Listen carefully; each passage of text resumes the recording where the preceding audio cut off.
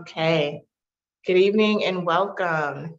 My name is Shannon Graham and I am one of the clinical directors at Chesapeake Mental Health Collaborative. We're really glad to have you this evening for a conversation on From Bite to Brain, how nutrition impacts mental health. Our speaker for tonight is Jody, and is it Seraphin? Yes, Jody Seraphin. I've pasted her bio in the chat if you'd like to follow along while I read it. So Jody has been a dietitian for nearly 20 years.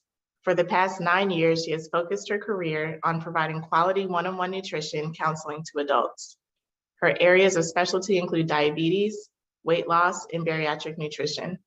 In 2011, she began her own private practice, Chesapeake Nutrition Company, which we love because we are Chesapeake Mental Health Collaborative. So we share that Chesapeake name in common.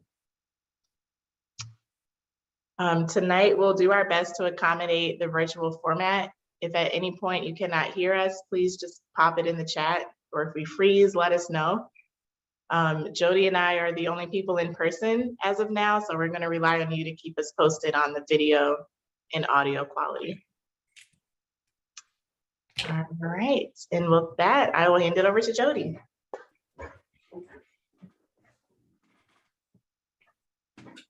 Good evening, everyone. I'm Jody Seraphin, and thank you, Shannon, for the wonderful introduction. I do have one little note. My private practice actually started last year in 2021, not 2011. So just wanted to clarify that. But yes, we are Chesapeake Nutrition Company, and I'm so glad to be here tonight. I was here about 5 years ago doing another presentation related to kind of a bite to brain, food and mental health. That was really focused on the microbiome then, and we will talk about the microbiome a bit tonight, but there's been a lot more that's happened in the last 5 years with the different research in the field of nutritional psychiatry. And so I want to make sure that I kind of give those updates with different studies and things like that, so that everyone has a nice, high level of the different ways that we can look to food and nutrition to impact our mental health. When we talk about mental health for this presentation, we're thinking about things related to mood, mostly depression and anxiety. There have been a lot of studies related to depression, and some of those studies, they will mention things like anxiety, symptoms of anxiety. A lot of the studies from related to anxiety are more in animals. And so as we go through tonight, I want you to think about kind of mood as the theme, symptoms of depression, symptoms of anxiety, the risk for those things as well we'll be discussing.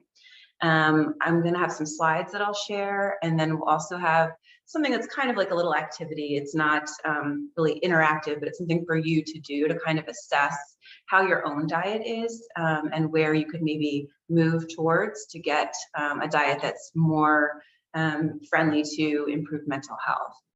We'll also talk about inflammation in the body, and we'll talk about, as I said, the microbiome.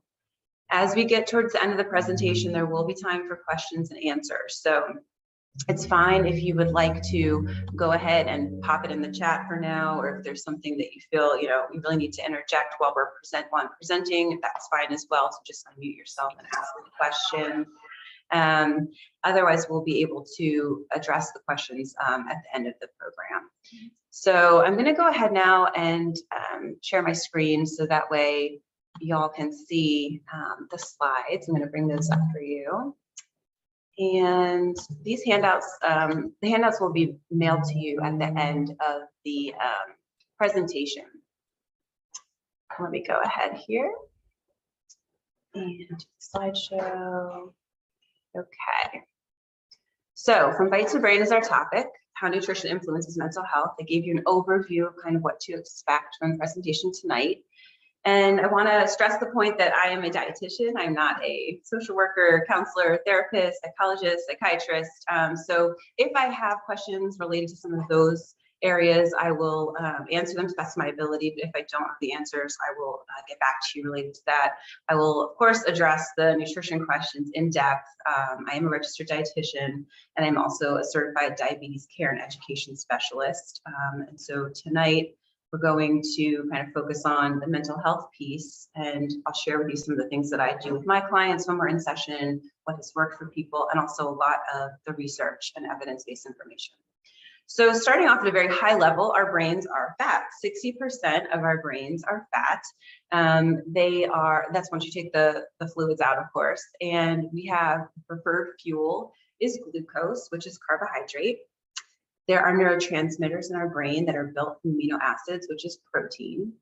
And so you can see, right off the bat, just from the way that the brain is formed, the structure of the brain, food is involved, nutrients are involved in the formation of the brain, the function of the brain, and the fuel for the brain. So you can imagine that nutrition does have quite an impact.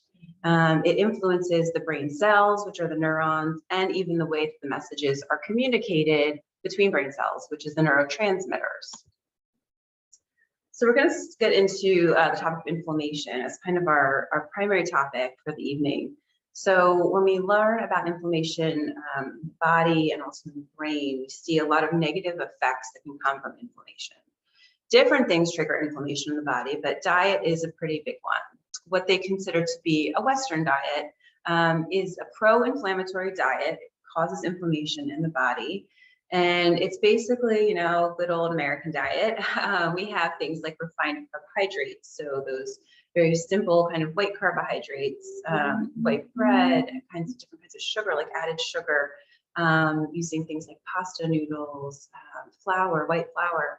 Those are things that can cause inflammation in the body.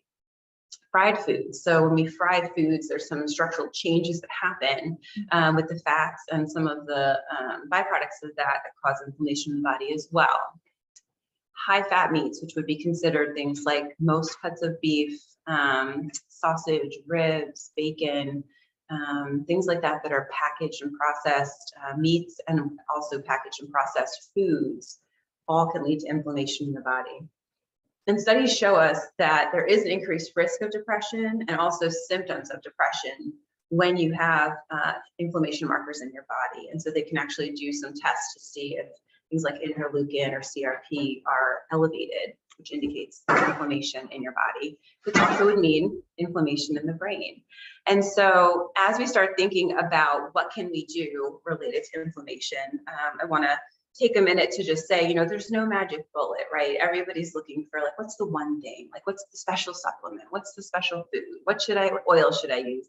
It's not just one thing. We have to kind of take apart the components of the Western diet and see, well, what's a better eating pattern? What are things that we can actually look and compare and see what changes inflammation in the body? And so as we kind of dive into that, we're going to spend some time talking about the Mediterranean diet, which for some of you, that may not be a surprise. You may be familiar with the Mediterranean diet. For others, you may not know what it is. So I'm going to spend a minute or two just kind of describing basic components of the Mediterranean diet. And then we'll go more in depth with the different foods and ways to include them in your diet. We're being asked by Shannon for a thumbs up, thumbs down on the quality of sound and video. Is everything going well with the viewers? Thumbs up. Okay, thank you for that. So Mediterranean diet, from the studies and research that I have reviewed, it's the most helpful eating pattern for mood. So when we think about an eating pattern or the word diet, we're looking at the foods that we commonly eat day in and day out. Like what are the kind of the core foods that we consume? And so it's also been found to be beneficial for other things. We mentioned, mood and depression, inflammation, of course, also heart health, blood sugar, and it can aid in weight loss. It's not designed as a weight loss diet, but they see that that can be a byproduct of people following a Mediterranean diet. A Mediterranean diet kind of originated from that area around the Mediterranean Sea, especially, places like Greece, Italy, and thinking about what do people eat there, kind of studying the patterns that they have in their cultural diets. It incorporates lots of fresh foods. It minimizes packaged and processed foods, which makes sense, right? The more fresh and the less processed and packaged, that's going to be a trade-off, right? If you're not going to be eating packaged bars and crunchy snacks, you're going to have to find something else that's going to be fresh. Healthy fats is a big deal. So we are going to spend a few minutes talking about healthy fats and kind of what we know. The term fats, there's like a lot of subcomponents to that. And even for a dietitian, it can be a lot to glean out the real info, but I'm going to do my best to kind of tell you what we know about healthy fats and specific examples of them. Another trademark of the Mediterranean diet is that fish is a big deal in the Mediterranean diet. It is the preferred protein. We'll delve into the proteins a little bit more, but recommended basically about 3 times per week or more for seafood and fish. Lots of fruits and vegetables.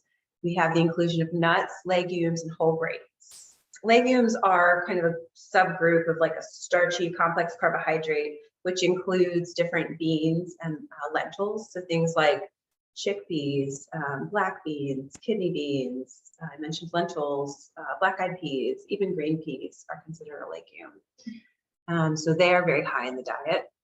And mostly it's water for hydration. Now we are talking about countries like Greece and Italy. So they say wine is okay in small portions. Small portions would be on average like 1 glass for women and 2 glasses for men. They talk about red wine a lot, but the guideline is just generally wine. If you are not a drinker, they don't say start drinking. So don't feel pressure. I know for me, I used to like to drink wine, but now as older I get, I seem to get headaches every time I drink it. So even white wine is out for me. But this is a nice overview of the Mediterranean diet.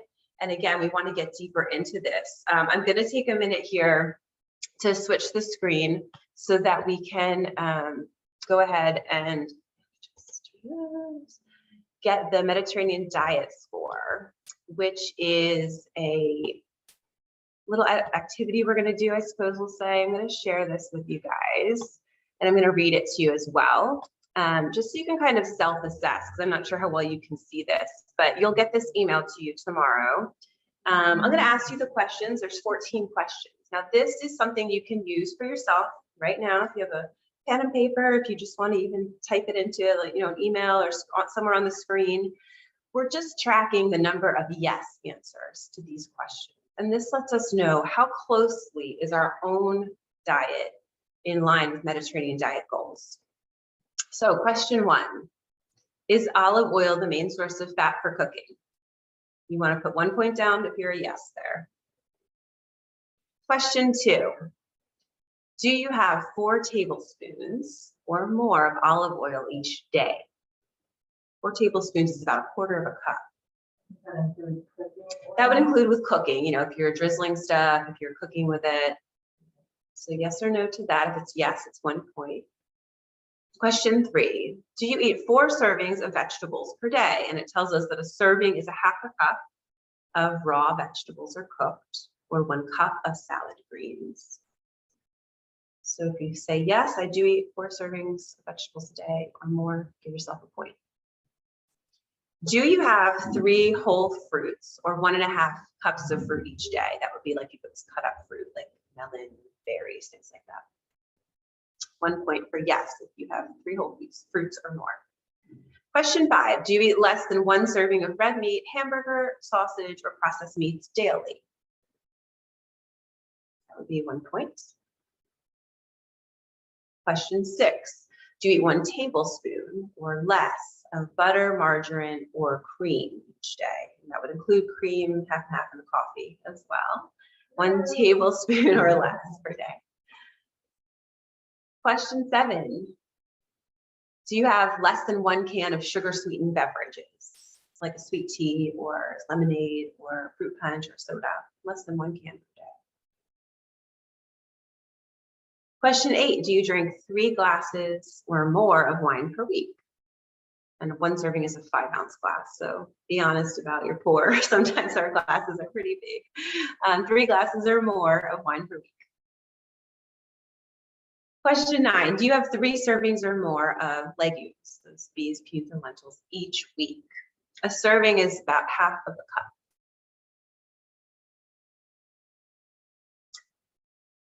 Question 10, do you have 3 servings or more of fish or seafood each week? The serving of fish would be 3.5 to 5 ounces, which is a little bit bigger than the palm of your hand. Question 10, do you have 3 servings? Oh, sorry, I just did question 10. Question 11, do you eat commercial baked goods such as cookies, donuts, or cakes less than 2 times per week? So kind of that packaged processed sweets. If that's less than 2 times a week, give yourself a point. Question 12, Do you eat nuts 3 times or more per week? An ounce of nuts, think about a little shot glass or flat palm full. Ounce of nuts 3 times or more per week is a point. Question 13, do you choose chicken or turkey more often than beef, pork, hamburger, or sausage? Final question is number 14. Do you consume vegetables, pasta, or rice dishes with a homemade sauce of sauteed garlic, onion, olive oil, and tomatoes? So basically, are you having like a homemade marinara sauce 2 times or more per week? Give yourself 1 point for that. Some of these are hard to think of, I know, as I'm going through asking the question, like, this week I did, last week I didn't. So that's okay. But I want to share a little bit, just of vulnerability here and transparency for myself. I took this test. I had a score of 10 out of 14, which is not too shabby. For this scoring or this screening tool, there's really not like a, you're doing great, you're doing terrible, you're doing okay. At the top of this sheet, it gives you a little description and it says, research shows that raising the score on this screening tool by 2 points is linked with improved health, lower mortality rates, reduced risk of cancer, heart disease, diabetes, Alzheimer's, and depression. Great, right? Studies show that the Mediterranean diet scores are associated with a 32% reduced risk of depression. So that's pretty high, right? That's like 32% less chance of developing depression, and common sense would lead us to, if you already have depression, may improve symptoms. And so when you look at something like this, you look at the things that you answered no to. For me, I do not have more than 4 tablespoons of olive oil per day. It is my main cooking oil, but it's just not something I use in that quantity. So that's something I could look to increase. I also said no for 4 servings of vegetables per day, and I'm a dietitian, so I don't know if that disbars me, but yeah, it's a lot. Our culture, our lifestyles, not always very friendly to a high vegetable intake per day. I already told you about my wine problem, so I said no to drinking 3 glasses or more per week of wine. Seafood and fish. Some weeks in our house we get 3 servings a week, some weeks we don't. There are barriers to making diet changes, right? One of my barriers, I'm gonna blame my 5-year-old for, is just, picky eaters, different appetites in the house, different taste preferences. Also right now we have extremely high food costs. So for you personally, maybe other people that you might, be working with, if you're a counselor on the call today, that can definitely be a barrier, is the cost of food. Things like nuts, olive oil, seafood, these are higher cost items. And so this screening tool is not to, again, make anyone say, oh, you're doing terribly. It's just to say, where can I find 2 of these questions that I answered no to? How can I boost those 2 areas? And so it's a good starting point as we kind of go through the components of a Mediterranean diet. Okay, let me put the slideshow back on here and we'll go in depth with some of these things here.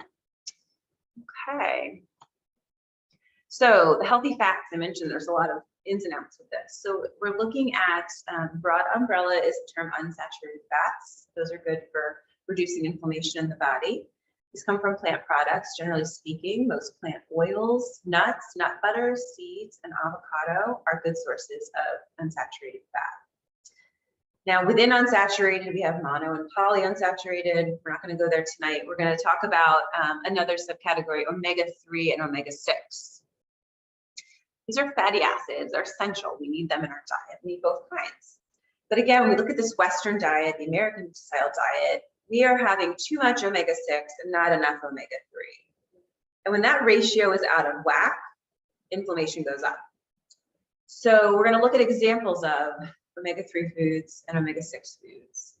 And this is another place where you could kind of look at your diet and say, how do I think I'm doing here? Is there a way that I could boost my omega-3 intake to help reduce inflammation in my body and my brain? So for omega-3s, I have on here choose most often, and that's going to include specific plant oils like olive oil and avocado oil. Now, olive oil has been studied pretty extensively because it is the preferred oil in the Mediterranean diet. Avocado oil, a little bit more trendy or newer to kind of most people's awareness, is also a good option. Lots of omega-3s there. Seeds in general, very healthy, good to include. Chia and flaxseed in particular are very high in omega-3s. Both of those are pretty easy to incorporate into stirring into things or putting on top of things. Chia seeds are the little black ones that kind of get a little squishy and gelatinous when they go into something that's liquid, like if you put it in some kind of like an applesauce or yogurt or oatmeal or smoothie. That would be an option. And flaxseed, you could really do the same thing. They do kind of stay more of like a sawdust texture, for lack of a better word, unless you get a ground up pretty small. Oh, Shannon's got a couple questions. Yes, Shannon. One, is there a nutritional difference between extra virgin olive oil and regular olive oil? Good question. So her question is difference between extra virgin olive oil and regular olive oil. There is a difference mostly in the way that it's refined and processed. So extra virgin olive oil is more pure, less processed, whereas the regular olive oil has gone through a little more processing, which makes it slightly lower in the beneficial omega-3s, but still very good. A lot of times if you're cooking with like a pretty high heat, they recommend just olive oil, not the extra virgin olive oil, because of the smoke points. The extra virgin olive oil is better to like drizzle on top of foods. Like if you have a nice little, let's say mozzarella, tomato, basil kind of display, put a little olive oil on there. Okay, I have Sharon, you've raised your hand. You want to go ahead and ask a question? You just actually answered it. I was going to ask about if you're supposed to cook. Yeah. And you can roast with the extra virgin olive oil though, correct? Is that correct? You can. I mean, if you go much above 400 degrees, sometimes there's what they call a smoke point with oils, and it can turn a little bit more bitter. So if you're up towards like 425 or something, I would either do the regular olive oil or blend of the avocado oil and the olive oil. You could do that. Oh, and mix them together. Thank you. Yes, sure. Ooh, Shannon has a good question. Do chia seeds lose their value if they're warm, like if they're maybe served oatmeal or something like a hot dish? I'm not really sure the answer to that question. I would imagine it still retains a lot of the value because fat is not easily denatured. Like a protein can break down sometimes with heat, but fat is a little bit more sturdy. So at the temperature that you would eat something, like consume something, I think it would be fine. Yeah, you're welcome. Good questions, guys. Black walnuts are on here specifically. I don't know, honestly, if you find black walnuts somewhere different than regular walnuts. I think most walnuts are black walnuts, but all nuts in general have some omega-3. And so again, we're not looking to get like into the nitty gritty, but I know some people like the nitty gritty. So that's why I gave the kind of the best sources here. But nuts in general are a good option. And cold water fatty fish, salmon, mackerel, tuna, herring, and sardines. Now tuna, you could use canned tuna. That would be just as good, the omega-3, and in some instances even higher than a tuna fillet. So feel free to count that as one of your servings of seafood for the week. Omega-6 is on the other side of the slide with the red, stop caution. Again, we do need omega-6 in our diet. Our body does not make it, but we're probably safe to say we're getting it just from picking it up from other foods that we eat because it's in a lot of our foods that are packaged and processed. Soybean oil is the most common one, and that's really skyrocketed through the years as soybean production is going crazy, subsidized by the government, so it's cheap. So if you're using things that are like breaded fillets or anything like that, like frozen, I'm thinking like fish sticks and stuff, but more than just that, the whole fillet even would have soybean oil, cottonseed oil, corn oil, and sunflower oil also are higher in the omega-6s. So something to think about there. No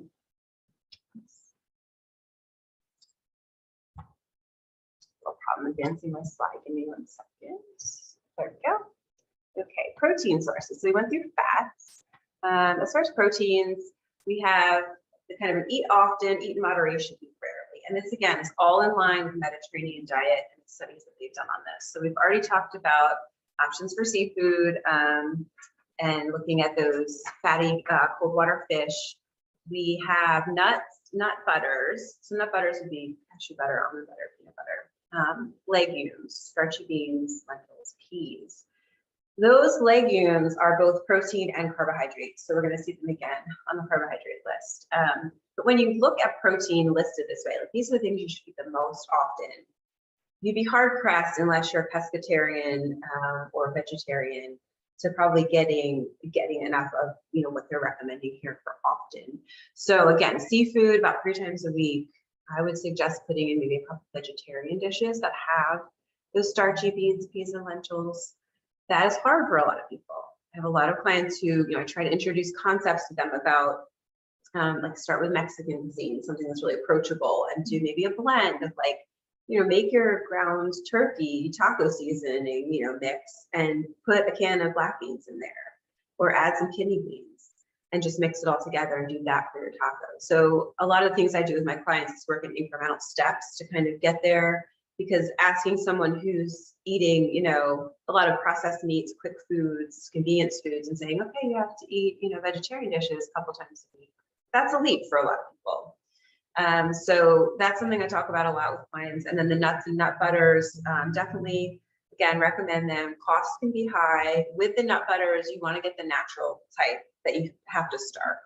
That's kind of the key there from a health perspective. A lot of the no stir natural ones add palm oil. That's not a great fat for us. And yeah,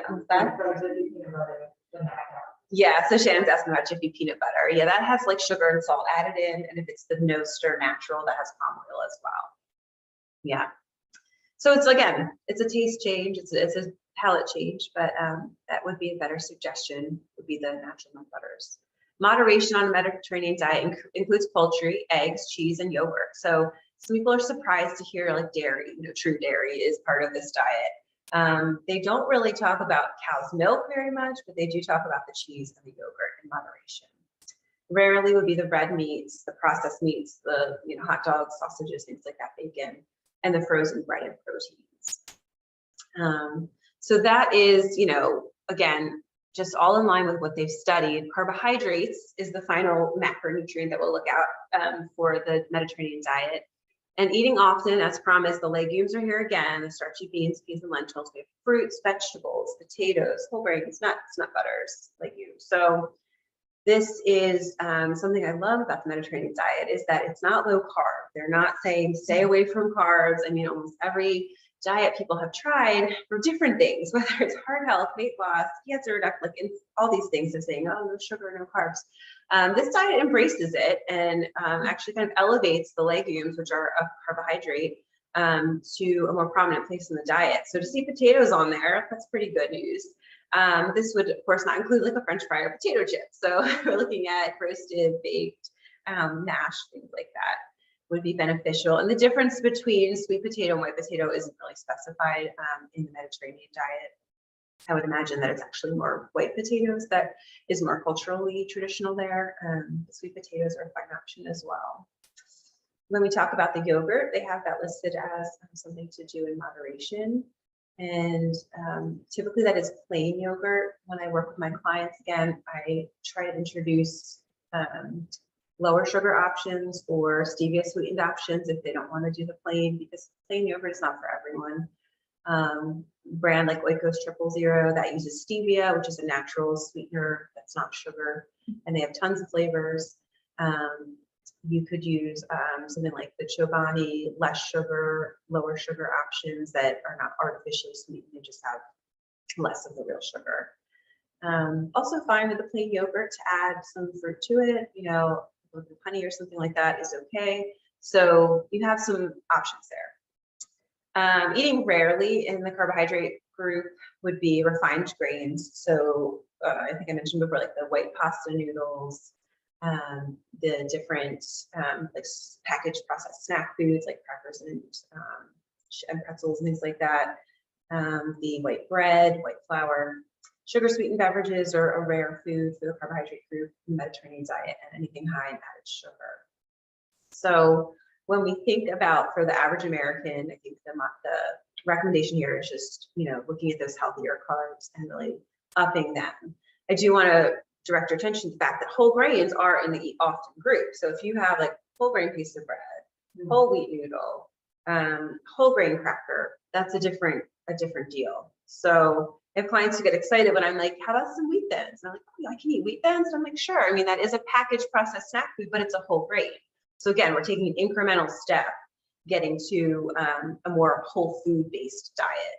So when you work with the dietitian one-on-one, that's what they kind of tailor for you. You know, they kind of go through like, where are you today? And let's get to where you want to be in incremental steps. Any questions that anybody wants to raise at this point about protein, carbohydrates, or fats? You can unmute, or you can raise your hand and unmute, or you can hold them till the end. It looks like everybody's hanging in, which is good. Let me see about the chat here. Nothing in the chat. Okay, we're good. All right, so we're going to switch gears now. We talked about inflammation, talked about the Mediterranean diet, and now we're going to start talking about some of particular nutrients that we can look into related to mental health and mood. Now, this is separate from the Mediterranean diet, so you're going to see some different food recommendations here based on the nutrients that we're talking about. The first one that I've listed is magnesium. A lot of people have become more familiar with magnesium. You know, those clients that'll say, you know, I heard it helps you sleep, it helps you to relax, you know, it helps you to feel less anxious. And there is some truth to that. So they've done studies that show when the intake of magnesium is low from dietary sources, the risk of depression is higher. And the opposite is also true. If you have a high intake of magnesium, lower risk of depression. So again, we have to kind of extrapolate some of this to be like, if it reduces the risk of developing a condition, it may also help the symptoms. And we find magnesium in a lot of foods. They're not all super common, but I think you can probably find one or two things on here that you would be able to include pretty easily. So we have pumpkin seeds and chia seeds, which chia seeds was on our other list as well. Almonds, cashews, and peanuts. And spinach, and in general, like the dark leafy greens are good, but spinach is particularly good. Cereal, specifically something like a shredded wheat that's not frosted, just the regular shredded wheat that tastes kind of like cardboard, but that's because it's less processed, right? And it has all the whole grains. So that's a good option for magnesium. Soy milk and black beans. And so these are some of the top magnesium sources in our diet. I did want to point out here that soy milk, you know, we haven't heard anything about soy so far, tofu or anything like that. And soy is kind of a food that I feel like is a little bit tricky for people. Some people are, you know, concerned. They've heard about phytoestrogens and effect on hormones. They're staying away from soy and tofu.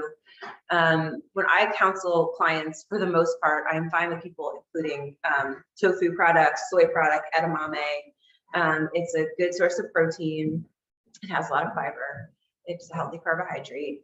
And so we see here that soy milk is called out as something that's a good source of magnesium as well. So just wanted to kind of, you know, share that with the group that my personal view is that soy is fine to include in the diet. And, you know, while soy milk would not be part of the Mediterranean diet, soy is a legume. So we kind of like say it's Mediterranean diet-esque in that way, if we include some soy or some soy milk and get that magnesium boost as well. Okay, B vitamins. B vitamins have been having a health halo for a long time for different reasons. And that just means, you know, they've been purported to have many benefits through the years. When I prepared for this talk and looked at various studies, I found a couple, you know, interesting things. There is a correlation with less risk of depression if you have enough B vitamin sources in your diet. And then there was another study that showed that the B vitamin as a supplement is helpful if you have chronic stress or a deficiency in B vitamins, but it doesn't really do much if your vitamin B levels are okay. So I feel like that's good to take note of because again, sometimes we're trying to throw all different things in the mix to be like, is this going to help? Is this going to help? So you can have your vitamin B levels tested. You know, that's something you could ask your doctor to do to kind of see where you fall. It's not a largely, you know, common issue that people are deficient in B vitamins. But if you are, supplementation could help with depressive symptoms, and also good dietary intake of B vitamins is important as well. Now with B vitamins, we have lots of options. We have organ meats, not very common in the American diet. We have beef, chicken, turkey, and pork. We've got the various seafood options here. Salmon is, again, showing up on a list as a beneficial food. So if you like that, great. What's that? Oh, Shannon's asking about organ meat, so like liver.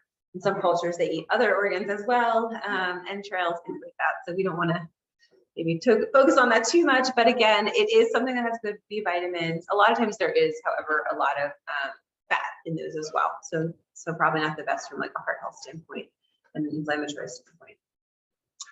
With the seafood, the salmon, we've got some shellfish there, the oysters, clams, mussels. Leafy greens are on the list again. It's beneficial food. Legumes, gotta plug the legumes. Nutritional yeast and brewer's yeast. I don't know if people are familiar with this. It's kind of come about, I would say, in the last few years as more of a common practice for especially vegetarians and vegans to utilize nutritional yeast as part of their diet. So I'll take a minute to kind of explain to you guys what this is. So brewer's yeast and nutritional yeast, they both are coming from yeast. The brewer's yeast is used in beer brewing process. And if people take that as part of their diet, it's usually a supplement that they use because it's a bitter taste to it.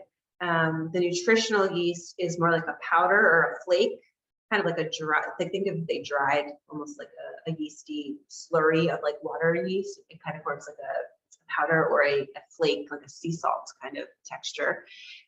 People say that it has a cheesy flavor, or they use the word umami, which is kind of that savory sensation that we get from taste. It also has a lot of protein, so that's why it's popular with vegan and vegetarian populations, because it boosts protein. It has a lot of B vitamins, which a lot of vegetarian and vegan people could be deficient in. So anyone could use that. You know, you sprinkle it on different foods.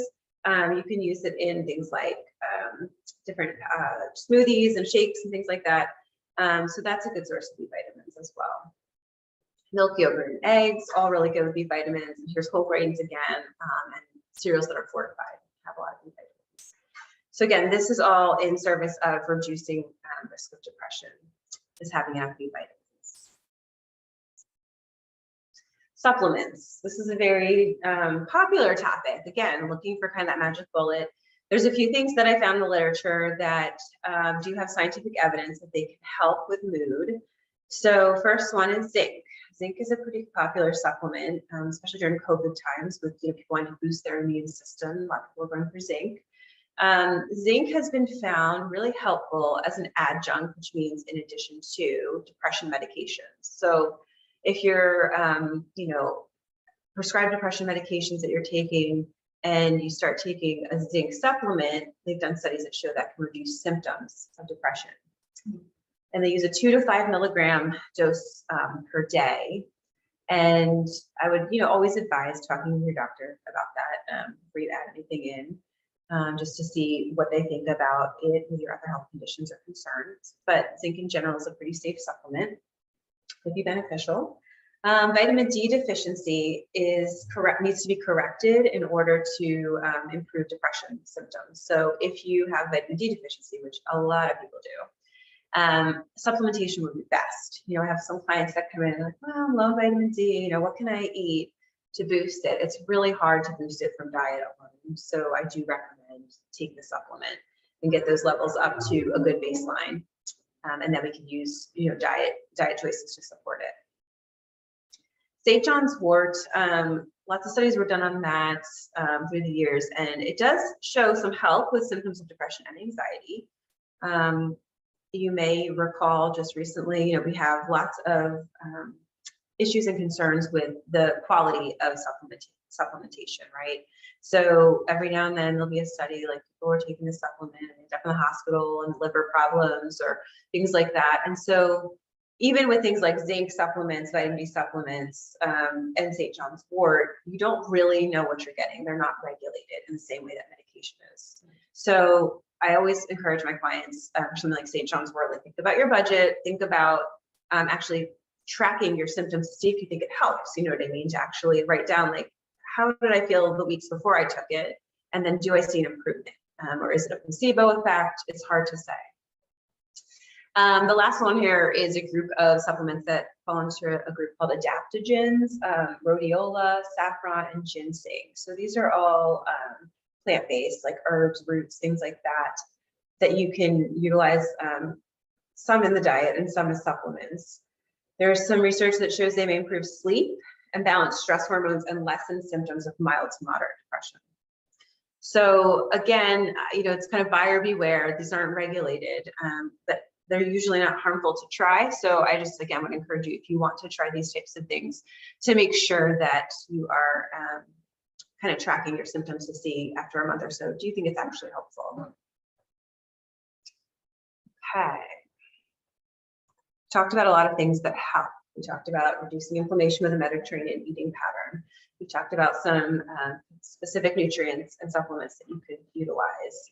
What are some things to avoid? You know, what are kind of those inflammation makers, those things that are not happy, healthy, you know, options for mental health? So the sugar in the foods that are high in added sugars, the sugar sweetened drinks are there again, the deep fried foods, junk foods, processed foods, and we also now have the mention of trans fats.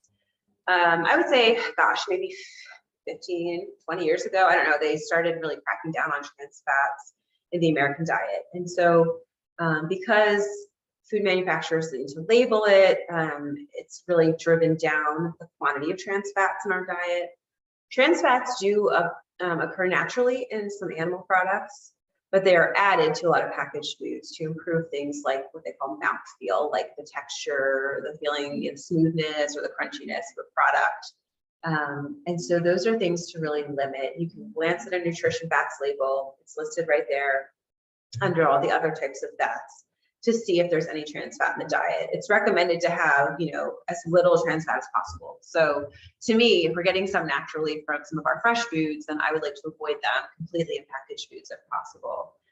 They really do spark the inflammatory response in the body. Okay. Before we move on to the microbiome discussion, any questions that you guys have about some of those nutrients and supplements? Check in the chat here. Okay. Great.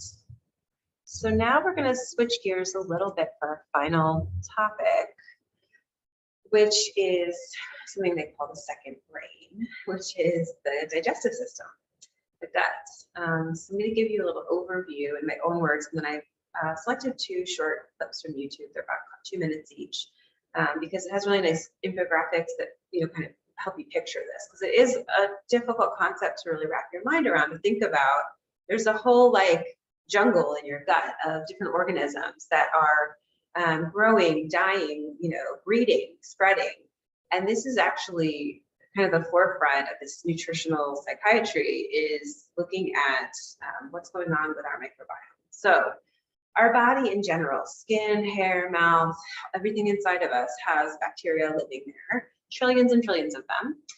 We all have our own unique microbiome, so no two people are the same. We're like snowflakes. We can have some lack of harmony there. We can have an abnormal collection of bacteria, which is called dysbiosis. If any of you have ever gone to like a gastroenterologist or had any kind of concern with like reflux or GERD or ulcers, sometimes they'll do a breath test for you. You breathe into a little machine, and they're measuring something called Helicobacter campi, which is a type of bacteria that's in our digestive system, and it actually comes out in your breath, and that can indicate, you know, issues in your stomach related to inflammation, ulcer, and reflux. And so that's just one example. Again, trillions of them exist, and there are, you know, dozens and dozens and hundreds of different types of bacteria. So a lot of exciting research, but it's hard to really pinpoint what exactly to target. So I'm going to go ahead and give this clip a try for you guys. Hopefully you can see it. Let's take a look.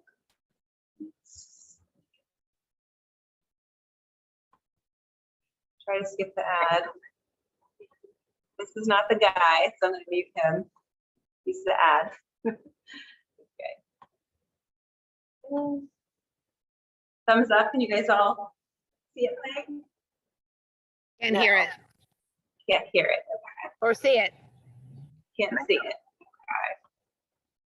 Okay. Got my tech support here. Shannon's checking it out. Maybe stop the share and then pick it again. Bear with us for 1 minute, guys. I'm good to keep this optimized.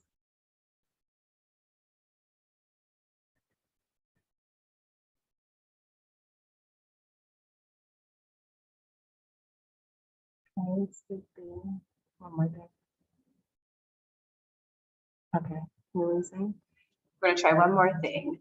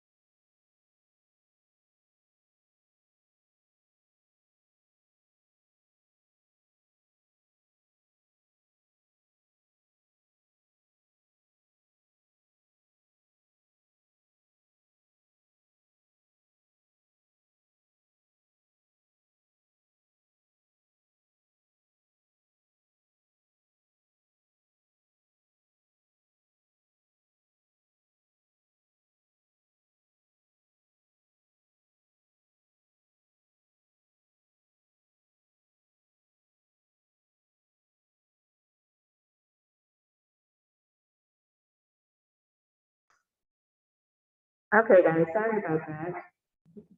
Carol, can you give us a heads up if you can hear us? No, what's going on? Testing, testing, can anyone hear us? Can you hear us? Yes, okay. Great.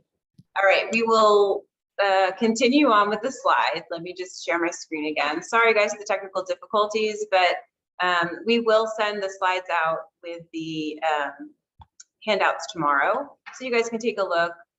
This first one was basically discussing what is the microbiome. So when I mentioned all the different types of bacteria, when the bacteria are in the gut, which is your stomach, your small intestine, large intestine, and colon, they have a balance of good and bad bacteria. And so as we eat different things, some of those good bacteria can grow and blossom, or they can die off. And the same is true with the bad bacteria. We want to, of course, have more of the good and less of the bad. And so our food choices really impact how these microorganisms can flourish or eventually be extinct. Once you have built your microbiome through the childhood years, it's somewhat set, but you can adjust it in adulthood. There's no one test to kind of look at what is the perfect makeup of someone's microbiome. And so a lot of clients will ask me, what probiotic supplement do you recommend? What prebiotic supplement do you recommend? Because they hear those catchphrases, those terms as something that can help the microbiome. What helps my microbiome might not help your microbiome. And so to recommend just one type of probiotic supplement is really hard to do. A lot of times it's trial and error and trying to find something that helps you. And so the types of things that you may be wanting help with would be the way that the brain is influencing the digestive system, or the way the digestive system is influencing the brain. So there's something called the gut-brain axis. It's called the vagus nerve. The vagus nerve comes from our brain down into the digestive system. This is a two-way street. So the brain can signal the stomach, and the stomach can signal the brain. And so when we think about things like IBS, inflammation, nausea, stomach pain, these are physical symptoms that we have, right? That is your brain signaling your digestive system in a response sometimes to stress, anxiety, or psychosocial factors. So when we think about, how can we improve some of the symptoms of stress and anxiety and our reactions and our emotions in different settings, we want to make sure that we have a healthy microbiome. So we're going to go through some ways that we can improve that with nutrition. As far as the gut influencing the brain, studies show that people who have inflammation are more at risk with depression and anxiety. And so it's thought that if the gut is inflamed, it's sending those inflammatory signals also to the brain and leading to inflammation in the brain, which impacts the function of the brain, leading to depression and anxiety. There's a lot of animal studies that kind of show when you start playing with the bacterial makeup in the microbiome, it changes the way that animals actually behave. their response to stress, and also their reaction to like risk-taking behaviors and their emotional responses. And so it's really fascinating, but again, it's kind of a broad field right now because they're trying to dig down into like, how do we actually personalize this to individuals? When we think about beneficial bacteria and how we want to help our microbiome to be healthy, again, it's trial and error with the supplements, but we can focus on diet change and we can eat more pre and probiotic foods. So this is our last kind of list of, foods to improve mood for this presentation, which is going to be related to what are the pre and probiotic foods. Probiotic foods are kind of what came into the forefront of like public awareness several years ago, but there's another component, which is prebiotics. We're going to talk about how these two types of foods interact. So a prebiotic is the food that the probiotic eats, right? So it's like, oh man, it's hard enough to figure out what I need to eat every day. Now I've got to think about feeding these little organisms in my gut as well. The prebiotics are kind of the fuel for the probiotics to do their thing. So we want to have both of those things going on at the same time. We want to have prebiotics in our diet each day and probiotics in our diet each day to keep our gut health at its peak, at its best. So when we think about the prebiotic foods, thankfully lots of good options there. Bananas, onions, garlic, leeks, asparagus, artichokes, soybeans, and whole wheat foods. So I feel like that's pretty approachable, a lot of affordable options on there, things that are available year round, things that are pretty common in a lot of people's diets. You might remember from our Mediterranean diet quiz, we asked about the homemade sauce with the onions and the garlic as ingredients. And so that's interesting that that's a really big part of the Mediterranean diet. And it's also a prebiotic food. As we think about the probiotics, now we start feeling a little bit intimidated, at least I do. We have active cultures that repopulate or rebalance the good bacteria in your system. So these types of foods are they contain their own microorganisms that have been like fermented or processed through a natural process. So we're looking at things like cultured dairy products, including yogurt, and kefir, which is kind of like a drinkable yogurt almost, and aged cheeses like Parmesan would be a good example.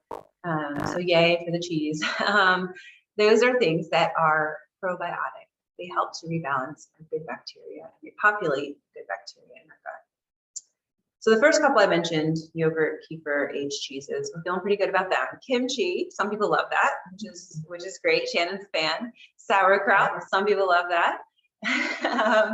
Miso and tempeh. Miso is usually like think about miso soup, that's kind of a good way to think of that. It's something you can add to different recipes. The tempeh is a different type of a vegetarian source of protein. Cultured non-dairy yogurts.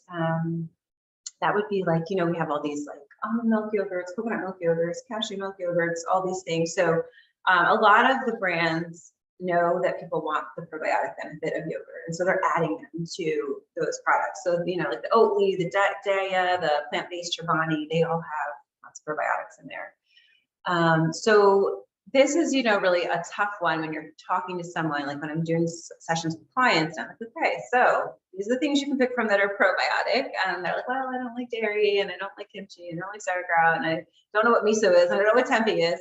So it can be tough to get the fine tuning in the microbiome with the probiotic prebiotic situation going on. So sometimes a supplement, like I said, could be helpful, trial and error as to what helps you personally. And we would look for things like, is my bowel routine changing in a way that I don't like when I start a probiotic supplement? So for example, diarrhea or constipation, that would not be kind of what you're after. And so when we look at the combination of these foods, people will sometimes ask me, like, do I need to eat these things together? Like, do I have to have the banana and the yogurt at the same time so that it all works out well? You don't have to have it at the same time. You want to just include something from each of these lists daily would be my starting point for you. So thinking about, maybe having a banana if you like it in the morning, and then doing some type of yogurt snack later, or an ounce or so of an aged cheese would be appropriate. Those are things that would be pretty easy to include and would help with this prebiotic, probiotic intake and microbiome balance. One way that your microbiome can be really damaged is by antibiotic use or overuse. So, people will say, well, if I've already built my microbiome as a child and now I'm an adult, like, is there really much hope in improving it? And I'd say yes, because through our lives, there's different things that happen as far as stressors or sickness where there's antibiotics. And it is beneficial to kind of think of that as an opportunity to kind of repopulate and get the good balance that you're looking for if you have been prescribed an antibiotic for a different, any kind of health concern. So prebiotics and probiotics, again, kind of tough, to change in the diet if you don't like some of these very specific foods. Supplementation is an option, trial and error. And I think in the next 5 to 10 years, we'll have a lot more information on this, where we can actually pinpoint, hopefully, what is going on in your actual microbiome in your gut, so that we know what to supplement or what to add in to get the ideal balance that's there, so that you can have all those wonderful benefits that we talked about with having a healthy gut. Okay. So we are getting towards the end of our lecture here, and I want to we've zoomed in like super close to be very specific about things. I want to zoom out again. If you're feeling overwhelmed, feeling a little bit, that was a lot of, things that I could eat, things that I don't know if I want to eat. Let's go back to kind of basic. So daily eating for improved mood. We're going to start off with just good old regular nutrition education. Spread out your food throughout the day. I'm not against intermittent fasting for most people, but I believe that spreading out your food throughout the day, something in the morning, something in the middle of the day, something at the end, really helps you to just be able to be more alert, be more aware, better concentration, better learning, more energy, if you're giving yourself fuel throughout the day. As far as balanced meals, it's kind of synthesizing a lot of what we've talked about here. Lean protein. We know now that we need to do a lot of seafood in the diet. Healthy fats, complex carbohydrates, and colorful vegetables. So looking at that as a balanced meal would be a good starting point. Minimizing the junk foods, processed and packaged foods, and then trying to include some prebiotic or probiotic foods. So, my style working with clients is to kind of do that incremental change. So again, I would say when you get the handouts tomorrow, look through the notes, look through some of the things that we send, and see if you find a theme or a certain food group or a certain particular food that you want to work on first. This is overwhelming for a lot of people. For some people, it's a total like 180 of their current diet. So working with a dietitian is recommended. There's a study out there called the SMILES study, which is the acronym, and they took 2 different groups of people that had been ranked with poor diets, and they had depression. They put half of them in a group that was led by a dietitian for 12 weeks, and half of them in a group that had a social support, kind of like a coach, for 12 weeks. They met with their leader of their group 7 different times, and the people that met with the dietitian and received education on the Mediterranean diet had a much more significant decrease in depressive symptoms at the end of the trial. They did a screening tool, the MADRS scores, and they kind of saw what were you at baseline and how did it improve over 12 weeks. And it seemed like the role of the dietitian and the nutrition counseling was very valuable. And so in my field, that's kind of like a landmark study for that, because connecting the dots between nutrition and mental health is hard to do because there's all these different, avenues that we talked about tonight. But I think, the Mediterranean diet is a really good place to start.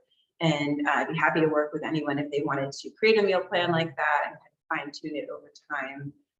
We do a lot of virtual sessions, take insurance, so that could be an option for you.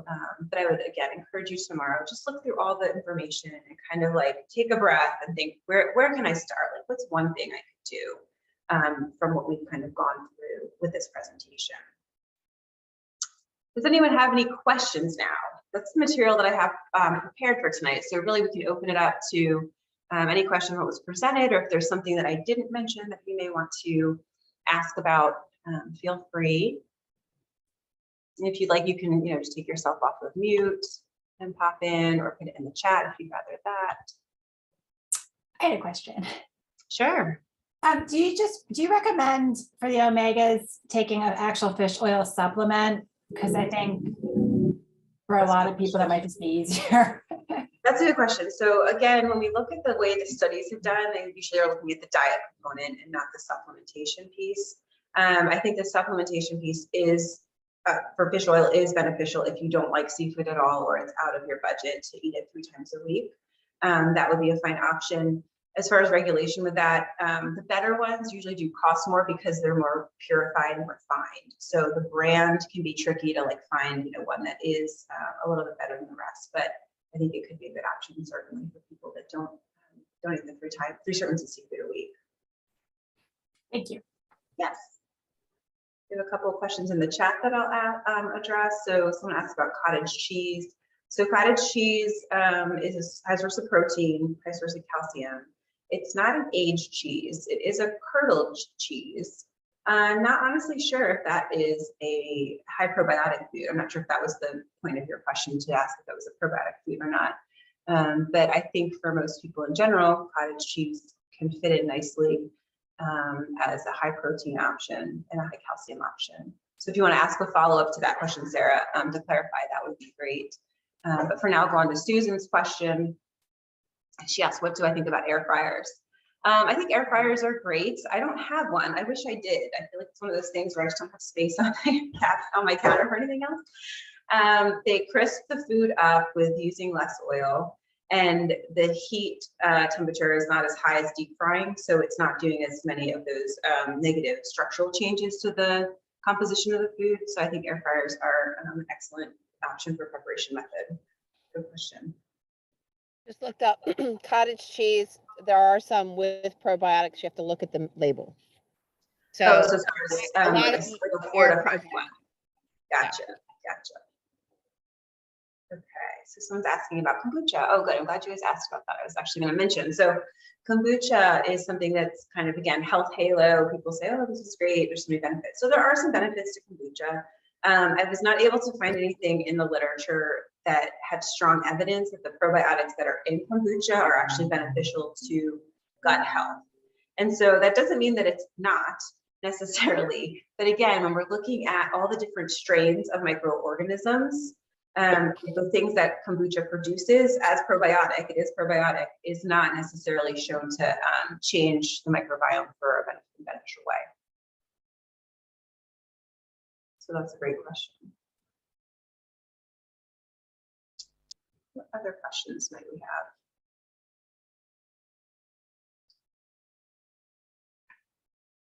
have? Okay, give you a minute to think of a couple others. I wanted to mention too that I just created a shopping list of all the foods that we mentioned in this slide presentation tonight. So you'll have a compilation of that. It's on my blog, so I'll give you the link to that, Shannon, so you can do that. Because if you're thinking like, okay, good, I want to get going with this stuff, it's hard to go through all the slides and figure out exactly what you need. So I have a nice handout that I created that I'll share with you as well. You'll have my contact information if you want to ask follow-up questions. There is a slide in here that you'll have access to with the resources of the studies that I looked at. So if you want to dig a little bit deeper to look at the exactitudes of it, that would be something you could do. I have another question here asking if I work with both type 1 and type 2 diabetics. I do. Yeah, I work with type 1, type 2, prediabetes, and gestational diabetes as well. I don't work with children though, so I won't throw that out there. Adults only. Ooh, Shannon asked a good question. Did I touch on caffeine? So caffeine is not mentioned for a pro or a con in any of the studies. As far as coffee as a source of caffeine, there are some nutritional benefits with antioxidants and cancer prevention with caffeine from coffee. So I say go for it. From a health standpoint, I would say don't overdo it, like anything else, moderation. I will say with a lot of my clients who are heavy caffeine drinkers, this is not related to mental health, but they find that their appetite is suppressed the first part of the day as they're drinking lots of coffee. and then they get ravenously hungry at the end of the day as the caffeine wears off. So that is like a little tidbit for you. That's on the side note, but you know, it does impact our body for sure. But as far as the mental health component, not a strong correlation with yes, no, lots, little. Yeah.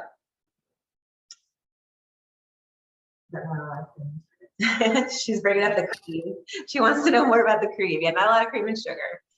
So what can you do with coffee? I mean, Lord knows there's enough creamers out there now: oat milk, almond milk, coconut milk, cashew milk. So we've got options. I think personally, I tell people, you know, lighten up your coffee first with something that lightens it, like a milk, like an almond milk, soy milk, even oat milk that's unsweetened, and then add sweetener afterwards. Because sometimes those combinations, like the coffee mate that tastes delicious, they're giving you both the lightening effect of the coffee and the sugar effect at the same time. Sometimes you don't need all of that together. You can get away with less of one or the other.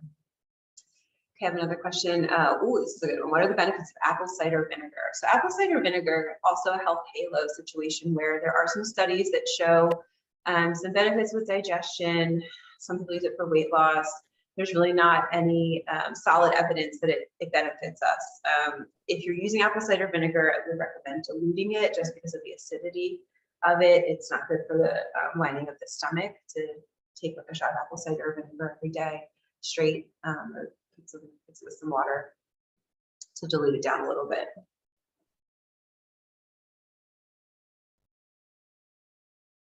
Okay.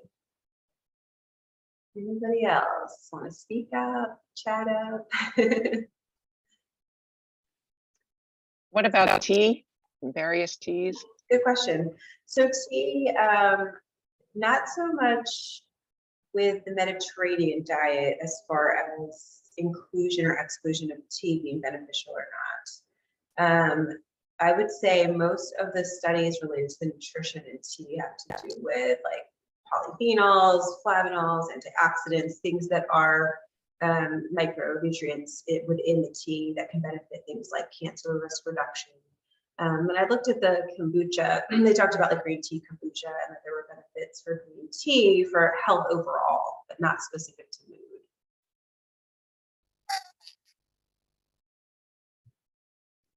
Okay. So I will start to wrap up with you all. Thank you very much for attending. I hope you found it useful. I know, like I said, a lot of information, but I wanted to give you kind of the main arenas of this idea of the connection between food and mood.